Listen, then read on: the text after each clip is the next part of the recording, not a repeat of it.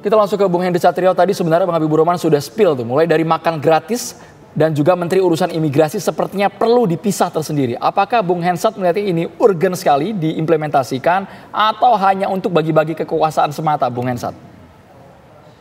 Gini, Bang Habib, Mas Andro, Mbak Gina, kita menurut saya harus menyampingkan pembicaraan tentang quantity ya, tapi lebih bicara tentang quality. Jadi program-programnya Pak Prabowo itu nanti apa? Itu dulu yang harus dipenuhi sebelum kita berhitung kira-kira mau berapa kementerian yang akan dibentuk. Atau apakah mau akan ada revisi undang-undang atau tidak. Karena kan kalaupun ternyata tidak sempat, itu kan bisa dalam bentuk badan-badan ya. Dan itu menurut saya banyak sudah yang berspekulasi tentang penambahan badan. Bahkan misalnya seperti badan penerimaan negara yang akan diisi oleh yang tadinya Dirjen Bea Cukai dan Dirjen Pajak dijadikan satu badan. Nah, jadi kalau tujuannya ini terpenuhi, maka kita akan lebih enak membahasnya. Kalau misalnya tujuannya adalah untuk kualitas pemerintahannya Pak Prabowo, ya menurut saya di awal-awal ini harus kita berikan kepercayaan.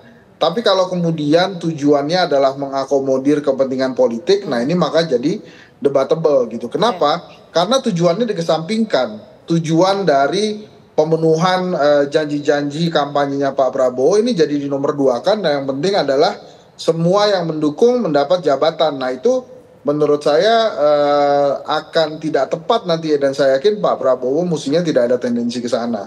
Jadi yang dibahas itu adalah quality dulu. Nah hari ini menurut saya yang perlu dijabarkan oleh Pak Prabowo dan timnya adalah akan seperti apa nanti pergerakan pemerintahannya dalam sisi program misalnya. Saya menyoroti selain makan gratis misalnya IKN ya. Apakah ini perlu juga dibentuk badan otoritas sendiri atau kementerian yang ngurus IKN? Karena nampaknya Pak Prabowo juga saya dengar ya desas-desusnya akan menugaskan Mas Gibran di IKN. Nah, beberapa hal ini yang harusnya dibahas dulu Mas Andro. Jadi misalnya beberapa kementerian yang tidak tergoyahkan kan misalnya luar negeri, kemudian dalam negeri, pendidikan dan lain-lain. Nah itu harus dibahas dulu kemungkinan tujuan programnya Pak Prabowo. Nanti baru kemudian makan gratis ini perlu satu kementerian tersendiri atau badan saja. Terus kemudian seperti yang tadi disampaikan oleh Pak Menteri Habib itu tentang imigrasi ya. Apakah itu akan menjadi badan tersendiri atau kemudian tetap berada di bawah naungan Kemenkumham. Jadi yang paling penting dibahas adalah objektifnya dulu dari pelaksanaan program-program Pak Prabowo gitu. Jadi tidak perlu kita bahas kuantitasnya.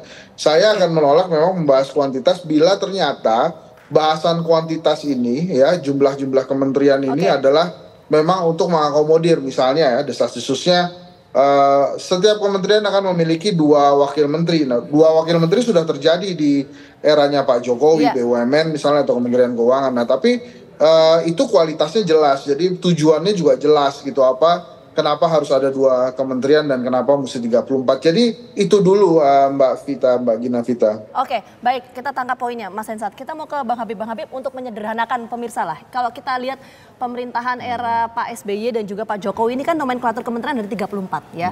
Untuk komposisi 4 itu adalah Menko, 30 adalah Menteri Teknis.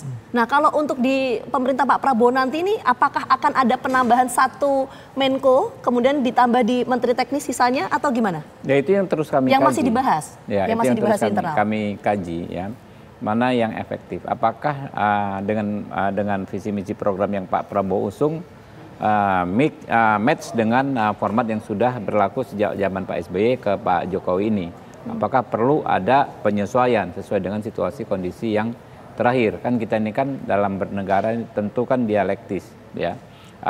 Proses-proses yang ada sebelumnya menjadi basis bagi kita mengambil kesimpulan dan keputusan untuk proses yang saat ini dan yang akan datang. Tapi kalau makanan gratis pasti Bang ya, dibentuk kementeriannya? Saya nggak bisa pastikan, ya karena saya bukan Prabowo Subianto, ya. Jadi saya nanti tentu kami menunggu. Orang kepercayaan Prabowo Subianto, Bang. Kami menunggu dari wakilnya Pak Prabowo, wakil ketua umum. Oke, gini deh, kalau misalnya Bang Habib nggak mau menjawab, ini kita coba bacakan Andro dan juga Bang Habib ya. Ini ada usulan dari teman-teman Asosiasi Pengajar Hukum Tata Negara nih ya, mengusulkan beberapa kementerian. Kita coba sebutkan. Di sini ada Kementerian Pangan Nasional, Kementerian Perpajakan, dan penerimaan negara tadi yang disampaikan Bang Habib. Kemudian Kementerian Pengelolaan Perbatasan dan Pulau Terluar serta Kementerian Kebudayaan dan Kementerian soal makan siang gratis. Nah, apakah kementerian-kementerian yang saya sebutkan tadi ini juga masuk dalam pembahasan? Ya, memang belum bahas, deal, tapi masih dibahas nggak sih? Ya, saya juga banyak mendapatkan semacam naskah akademik dari profesor doktor ya, terutama terkait dengan hukum sampai detail alasan-alasannya ya disampaikan. Cuma kan kita nggak bisa memutuskan sepihak. Ya kan, karena begitu kita putuskan kan kita harus juga jelaskan kepada masyarakat. Karena itu saat ini adalah kami belanja dulu, belanja apa? Belanja masalah kami cek ya masukan dari masyarakat termasuk dari rekan-rekan kayak Bung Hensat tadi. Tapi jadi seperti ini Bung Habibur Rahman, seperti yang dikatakan Bung Hensat tadi, jangan sampai ini perihal kuantiti, kualitas. Kami juga tidak ingin sebagai publik, sebagai rakyat nanti tumpang tindih dengan kementerian yang sudah eksis. Tentu. Cuman gara-gara ingin bagi-bagi kekuasaan, Bung Habibur Rahman. Iya, jadi gini, satu kita berpolitik kan nggak bisa di ruang hampa. Kami harus jujur, saya juga harus jujur ya. Kita nggak boleh berpolitik di ruang hampa seolah-olah mengakomodir itu sesuatu yang salah begitu saja. Tapi kan baru salah kalau hanya berhenti di situ. Kalau hanya kita berpolitik hanya mengakomodir, tapi tidak relevan dan tidak berkaitan dengan tujuan jangka panjang kita. Ya, sampaikan Pak Prabowo di pidato itu kan kemarin, kita ingin menghilangkan kelaparan, kita tidak boleh ada anak yang lapar dan lain sebagainya lah. Tujuan-tujuan yang disampaikan.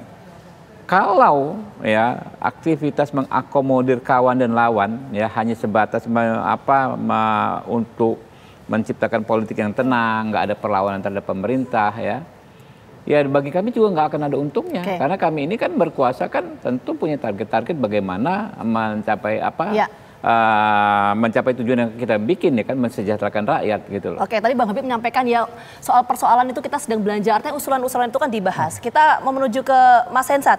Mas Hensat, ini kan masih wacana, masih dalam proses pembahasan. Bagaimana kemudian usulan ini pada akhirnya bisa dieksekusi, seberapa besar potensinya nanti nomenklatur kementerian bisa diubah menjadi 40 atau 41 lah kalau informasi yang kita dapatkan.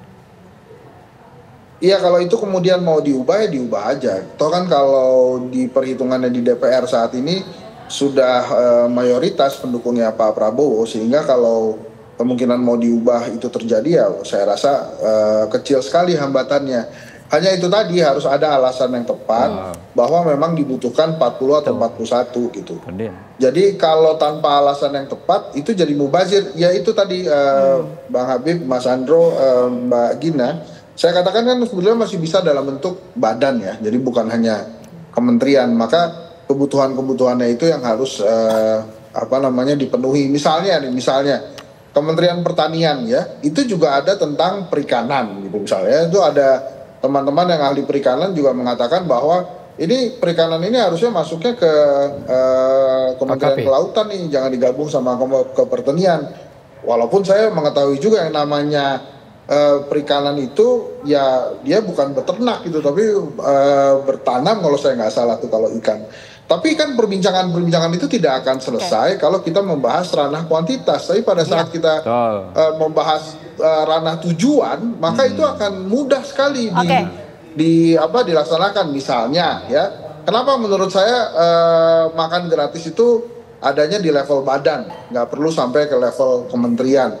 Kan itu sebetulnya kan teknis ya, bagaimana memadukan potensi-potensi atau pekerjaan-pekerjaan yang sudah dilakukan oleh kementerian-kementerian yang ada dijadikan jadi satu, kemudian dilaksanakan. Misalnya ingin menggunakan nomenklatur Kementerian Pendidikan, karena yang diberi makannya adalah siswa, maka itu jadi Kementerian Pendidikan. Gimana Mas Andro? Ini sebenarnya masih membuat kita semua penasaran. Apakah memang akan terwujud atau seperti apa nanti eksekusinya. Tapi mohon maaf Bung Henry Satrio, durasi kita terbatas. Apalagi ngomongin makan gratis, nggak ada habisnya. Besok podcast sama Bung Henry. Thank you banget. Terima kasih banyak Bung Henry Satrio sudah bergabung di Kabar Petang.